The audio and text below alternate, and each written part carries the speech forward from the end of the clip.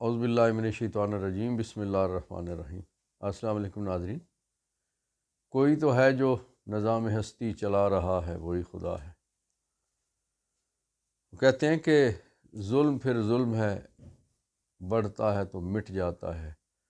خون پھر خون ہے، ٹپکے کا تو جم جائے گا۔ ہمارے پیارے فلسطینی بھائی جو آج تعداد بتائی گئی ہے ان کی شہادتوں کی، وہ 32,000 سے اوپر ہو گئی ہے، اور جو زخمی لوگ ہیں وہ 75,000 سے زیادہ ہو گئے ہیں، تقریباً 1.25 لاکھ فلسطینی زخمی ہیں۔ آج اقوام متحدہ کے سیکرٹری جنرل جناب انتونیو گوتریس، انہوں نے رفح کے علاقے کا وزٹ کیا، اور وہاں پہ انہوں نے جو گفتگو کی، انہوں نے کہا کہ اب وقت آ گیا ہے کہ آزاد فلسطینی ریاست قائم ہو جائے۔ انہوں نے کہا کہ یہ ظالمانہ اقدام ہے کہ جو بیچارے اس وقت گھیرے میں ہیں فلسطینی، رفح کے لوگ اور باقی علاقوں کے لوگ، کہ جن کی امداد کو آنے والے ٹرک بھی سرحد پہ روک لیے جاتے ہیں۔ یہ بڑے ظلم کی بات ہے، اور انہوں نے دنیا سے کہا، انہوں نے کہا کہ ہمارے پاس طاقت نہیں ہے کہ ہم کسی کوئی چیز عمل درآمد کروا سکیں یا روک سکیں، لیکن جو طاقتیں رکوا سکتی ہیں یا عمل درآمد کروا سکتی ہیں، انہیں عمل درآمد کروانا چاہیے۔ ظاہر ہے سیکرٹری جنرل UN کا نشانہ یا اشارہ کس کی طرف تھا؟ وہ امریکہ کی طرف تھا، وہ جرمنی کی طرف تھا، وہ فرانس کی طرف تھا، وہ برطانیہ کی طرف تھا، وہ یورپ کی طرف تھا، اور اس کے ساتھ عرب ممالک کی طرف بھی تھا، کہ جو لوگ کچھ کر سکتے ہیں، جن کی آواز مؤثر ہے، وہ مؤثر آواز اس وقت فلسطینیوں کے حق میں نہیں اٹھ رہی۔ ناظرین، جب سے مریم اقتدار میں آئی ہیں، انہیں پنجاب کی وزارت اعلیٰ پہ بٹھایا گیا ہے لا کے، اس وقت سے عجیب سی صورتحال ہے۔ انہوں نے کہا تھا نا اپنے حوالے سے کہ بالکل ہم تو بالکل وہ کوئی کسی قسم کا بے رحمانہ قسم کا ہم معاملہ کریں گے، جو ریاست سے ان کے لفظوں میں جو ٹکرائے گا یا سرکار کے ساتھ جو جھگڑا کرے گا۔ تو اس کا عملی ثبوت اس وقت سامنے یہ آیا کہ جو جیل ہے کوٹ لکھپت لاہور والی جیل، اس کا قانون الگ، ایک ریاست دو دستور، وہ اسی لیے PTI یہ نعرہ لگاتی ہے کہ ایک ریاست دو دستور، نامنظور نامنظور۔ تو یہ ایک ریاست میں دو دستور، اور ایک صوبے میں جو دو دستور ہے وہ یہ ہے کہ محترمہ مریم نواز صاحبہ نے کوٹ لکھپت جیل جو ہے وہاں پہ انہوں نے ملاقاتیوں کے لیے کہا ہے کہ ہم جیل کی ملاقاتیوں کے لیے کہ ویڈیو کانفرنسنگ کی فیسلٹی پرووائڈ ہم نے کر دی ہے، اور اس سلسلے میں وہاں پہ ایک ویڈیو سکرین بھی دکھائی گئی، اور بڑے فخر سے مریم نے کہا کہ ہم نے تو جناب یہ لوگوں کی سہولت کے لیے ویڈیو کانفرنسنگ کی اجازت دے دی ہے۔ جبکہ اسلام آباد میں ہائی کورٹ میں جب اڈیالہ جیل میں سپرنٹینڈنٹ جیل کی طرف سے عمران خان صاحب کے ساتھ ملاقاتوں کے معاملے کے علاوہ کہ بہت ساری ایسی ان کی پیشیاں ہوتی ہیں کہ جس میں حاضری نہیں لگائی جاتی، اور عمران خان صاحب کو، شاہ محمود قریشی صاحب کو عدالت میں نہیں بلایا جاتا، تو جب یہ وکلاء کی طرف سے کہا گیا کہ ایک تو ملاقات نہیں کروائی جاتی، عدالت میں نہیں لایا جاتا، دوسرا یہ کہ عمران خان صاحب کی کم از کم جو ویڈیو کے ذریعے سے اس میں حاضری لگائی جائے اور پیشی کر دی جائے، اور پھر ان کی حاضری، اور وہ ان کا یہ حق بنتا ہے۔ سپرنٹینڈنٹ جیل نے کہا کہ جیل رولز، جیل کا ضابطہ ہمیں اس چیز کی اجازت نہیں دیتا۔ اب دو باتیں، پہلی بات تو یہ ہے کہ کیا مریم نواز جو کچھ لاہور میں کوٹ لکھپت جیل میں جو ویڈیو کانفرنسنگ کی سہولت دے رہی ہیں، جس کی انہوں نے سکرینیں بھی دکھا دی ہیں، کیا وہ ضابطے کی خلاف ورزی ہے؟ اگر خلاف ورزی ہے تو اس میں ان کے خلاف کیا اقدام ہو سکتا ہے، اور ان کے خلاف کیا کارروائی ہو سکتی ہے؟ لیکن اگر وزیر اعلیٰ نے جو کچھ کیا وہ درست کیا، تو پھر سپرنٹینڈنٹ جیل جھوٹ بول رہا ہے، وہ غلط بیانی کر رہا ہے، وہ موم کی ناک کی طرح رولز کو اور پروسیجر کو اپنی مرضی سے موڑنا چاہتا ہے۔ اس سے باقی ساری بحث چھوڑ دیجیے، ایک چیز تو ثابت ہے کہ ایک ریاست دو دستور، اور ایک ہی وزارت اعلیٰ میں، ایک ہی راج دہانی میں، اور وہ بھی نواز شریف کی بیٹی کی راج دہانی میں انہوں نے 2 دستور بنائے ہوئے ہیں جو کہ لوگ کہتے ہیں کہ کسی طور پہ بھی لوگوں کو نامنظور ہیں۔ ناظرین، نجم سیٹھی، آپ کو پتہ ہے نا، نجم سیٹھی بہت ہی زیادہ نواز اور نواز لیگ اور نواز شریف فیملی کے قریب ہیں۔ جو ان کی بیوی ہیں، انہوں نے یہ کہا جاتا ہے کہ وہ اطالیق تھیں مریم نواز کی، انہیں سکھانے میں اور بڑا کچھ انہوں نے کردار کیا، سیاست ان کو سکھائی اور باقی ساری چیزیں، اور بولنا چالنا اور یہ ساری چیزیں۔ نجم سیٹھی، ان کو وہ گفتگو میں اپنے جب شو کرتے ہیں تو وہ اپنی چڑیا کا ذکر کرتے ہیں کہ ان کی جو مخبری کرتی ہے وہ چڑیا جاتی ہے اور کہیں سے خبریں جو ڈھونڈ کے لاتی ہے۔ ان دنوں ان کی چڑیا حضرت اسرائیل علیہ السلام اور حضرت اسرافیل علیہ السلام کا کام کر رہی ہے۔ حضرت اسرائیل کا کام موت دینا ہے اور حضرت اسرافیل علیہ السلام کا قیامت کے حوالے سے سور پھونکنے کا اور وہ اس کے قیامت کے اعلان کا ان کی ذمہ داری ہے۔ تو یہ انہوں نے ان دنوں جو اپنی حالیہ گفتگو میں انہوں نے چینل پہ کہا، وہ یہ ان کا کہنا یہ ہے کہ یہ طے کر لیا گیا ہے کہ جو موجودہ سیٹ اپ جو بٹھا دیا گیا یہ پکا سیٹ اپ ہے۔ یعنی اس سے مراد یہ جو لوگ کہتے ہیں کہ یہ تو یعنی خواجہ آصف نے بھی کہا تھا، رانا ثناء اللہ نے کہا، باقی لوگوں نے کہا، شاہد خاقان عباسی نے کہا، سرطار مہتاب نے کہا، بے شمار اور لوگ، مفتاح اسماعیل کہتا ہے، وہ کہتے ہیں کہ یہ نہیں چل سکتا۔ اس کی وجہ یہ ہے کہ یہ کاٹ کی ہنڈیا ہے، کہ اسی لیے تو پیپلز پارٹی نے وزارتیں نہیں لی ہیں کہ انہیں پتہ ہے کہ یہ حکومت توڑ نہیں چڑھنی۔ لیکن نجم سیٹھی کا کہنا یہ ہے کہ اسٹیبلشمنٹ نے، ظاہر ہے آپ کو پتہ ہے کہ اسٹیبلشمنٹ سے مراد یہ ہے کہ وردی والی اسٹیبلشمنٹ کا نام پہلے طور پہ لیا جاتا ہے، کہ اسٹیبلشمنٹ نے یہ طے کیا ہے کہ جو حکومت بٹھا دی گئی ہے بس اسی نے کام کرنا ہے، اور باقی جہاں تک تعلق ہے پی ٹی آئی کا، یہ نجم سیٹھی صاحب کے کہنا ہے کہ جو پی ٹی آئی وہ کہانی فارغ سمجھیں اور عمران خان صاحب کو بھی سیاست میں سے فارغ سمجھیں۔ ہاں، انہوں نے کہا کہ اسٹیبلشمنٹ کبھی پی ٹی آئی سے بات تب کر سکتی ہے جو حالات بہت خراب ہو جائیں، کہ پوری قوم باہر نکل آئے یا ایسا ہو جائے کہ نظام زندگی بند ہو جائے اور پھر اسٹیبلشمنٹ بات کرے۔ ادروائز انہوں نے کہا کہ اس وقت تک کے حالات نارمل ہیں اور آنے والے حالات بھی نارمل ہیں، اسٹیبلشمنٹ کے ہاتھ میں ہیں، اور وہ کسی طور پہ بھی عمران خان صاحب کو تو سیاست میں سے ختم سمجھیں، اور پی ٹی آئی کی کہانی جو ہے وہ جس طرح سے توڑ پھوڑ ہو رہی ہے، گروپنگ ہو رہی ہے، یہ ہو رہا ہے اور وہ ہو رہا ہے، تو بس یہ سمجھے کہ ختم ہے۔ اور جو سیٹ اپ اس وقت بیٹھا ہوا ہے یعنی زرداری اور شہباز، تو اسی کو آپ سمجھیں کہ یہی ہے۔ اب یہ حضرت اسرائیل اور حضرت اسرافیل والے ہے کہ قیامت بھی ڈھا دی گئی اور موتیں بھی دے دی گئیں سیاسی جماعتوں کو بھی اور لوگوں کو بھی، اور بس ایک اقتدار جو ہے مستقل کر دیا گیا ہے۔ نجم سیٹھی صاحب کچھ خدا کا خوف کریں۔ آپ کیا سمجھتے ہیں کہ یہ ملک بے آئین ملک ہے؟ یہ دستور کے بغیر ریاست ہے؟ یہ لوگوں کے اوپر کوئی جبر کے ذریعے سے یہ علاقے فتح کیے گئے تھے؟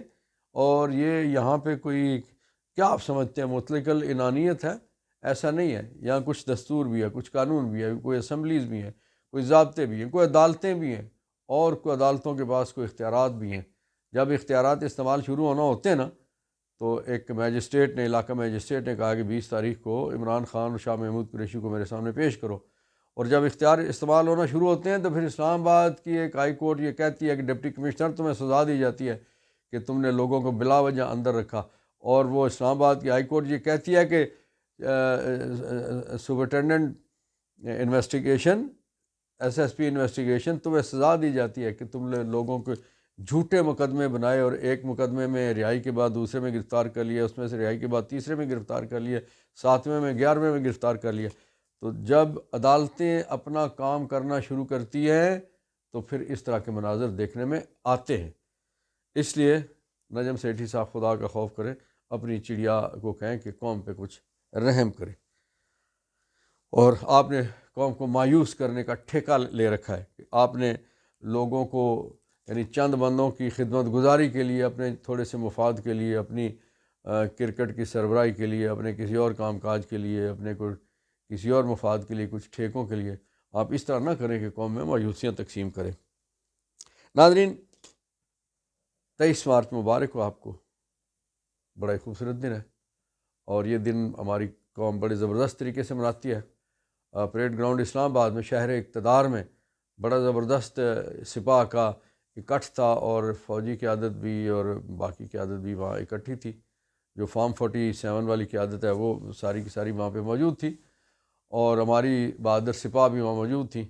اور دشمن پہ دھاک بٹھانے کے لیے یہ جو سالانہ یہ پریڈ ہوتی ہے، اس میں ہمارے جو چاق و چوبند دستے ہیں وہ اس میں شرکت کرتے ہیں، اور اس سے جو ہمارے پاس جو بھی میزائل ٹیکنالوجی ہے، ٹینک ہیں، توپ ہے، گنیں ہیں، جو کچھ بھی ہے وہ سارے کا سارا جو جنگی ساز و سامان ہے اس کی نمائش ہوتی ہے، اور اس کا مطلب یہ ہوتا ہے اور مقصد یہ ہوتا ہے کہ جس طرح سے اللہ اور اللہ کے رسول صلی اللہ علیہ وسلم نے کہا کہ جنگ کے لیے اور جہاد کے لیے تیار رہو، تو ہماری جو پاک افواج ہے وہ 23 مارچ کی اس پریڈ میں اس بات کا اظہار کرتی ہیں کہ وہ وطن کے دفاع کے لیے ہمہ وقت چوکس ہیں اور تیار ہیں، اور اس تیاری کو بہت خوبصورت انداز سے منایا جاتا ہے۔ اس دفعہ جو ہمارے پاس خاص جو مہمان ہمارے تھے اس ہماری پریڈ کے، وہ شہزادہ خالد بن سلمان جو سعودی وزیر دفاع ہیں، وہ مہمان خصوصی تھے۔ انہیں بعد میں صدر ہاؤس میں ایک اعزاز سے بھی نوازا گیا، اور اس کے علاوہ جو ہمارے دوست ممالک ہیں جس میں خاص طور پہ چائنا شامل ہے اور کچھ اور دوست ممالک تھے جن کے دستوں نے بھی شرکت کی، اور پاکستان کی افواج اور سپاہ پاکستان نے بہت خوبصورت انداز سے یہ پریڈ سر انجام دی۔ اس حوالے سے ایک اور بات بڑی ضروری ہے کہ جو جس طرح سے ہر سال 14 اگست اور 23 مارچ کو کوئی سول اعزازات اور فوجی اعزازات دیے جاتے ہیں، فوجی اعزازات جو ہیں فوجی افسروں اور جوانوں کو دیے گئے، ظاہر ہے جنہوں نے خدمات سر انجام دی ہوتی ہے، لیکن جو سول اعزازات ہے اس میں ریوڑیاں، وہ جو اندھے کی ریوڑیوں کی طرح سے اعزاز بانٹے گئے، جو نون لیگ کے لوگوں میں اور بالخصوص نون لیگ کی اور پی ڈی ایم کی خدمت کرنے والے وہ جو لوگ تھے، ان میں بالخصوص جو آئی جی پنجاب، جس بندے نے سپریم کورٹ آف پاکستان کے اور ہائی کورٹ کے اور عدالتوں کے احکامات کبھی نہیں مانے اور ظلم کیا پی ٹی آئی کے لوگوں پہ، پی ٹی آئی کی خواتین پہ، پی ٹی آئی کے بچے ورکروں پہ، اور تشدد کے انہوں نے داستانیں، لازوال داستانیں انہوں نے بنا دیں، تو اسی تشدد کی لازوال داستانوں اور پی ڈی ایم کی خدمت گزاری کے انعام کے طور پہ اس آئی جی کو بھی اعزاز سے نوازا گیا۔ ناظرین، عام آدمی پارٹی، اس کے سربراہ جناب ارون کیجریوال آپ کو پتہ ہے کہ 2 دن سے گرفتار ہیں، اور انہوں نے سپریم کورٹ میں کوئی پٹیشن دائر کی تھی، جو اطلاعات یہ ہیں کہ انہوں نے پٹیشن وہ واپس لے لیے، اور اب 26 تاریخ کو عام آدمی پارٹی کے جو لوگ ہیں انہوں نے بھارتی وزیر اعظم کے گھر کا، وزیر اعظم ہاؤس کا گھیراؤ کا اعلان کیا ہے۔ ناظرین، آپ کو پتہ ہے کہ جس طرح سے مودی وہاں پہ وہی کارروائیاں کر رہا ہے جو 9 مئی اور اس کے بعد یا پی ڈی ایم کی حکومت کے عرصے کے دوران جو کچھ کارروائیاں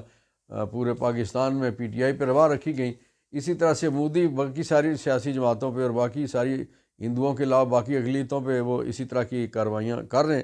اب انہوں نے ایک بندہ تھا جو ان سے قابو نہیں ہو رہا تھا، وہ کیجریوال صاحب تھے، جو بھارت کی دارالحکومت پہ جن کو گزشتہ بہت عرصے سے اقتدار چلا آ رہا ہے، اور وہ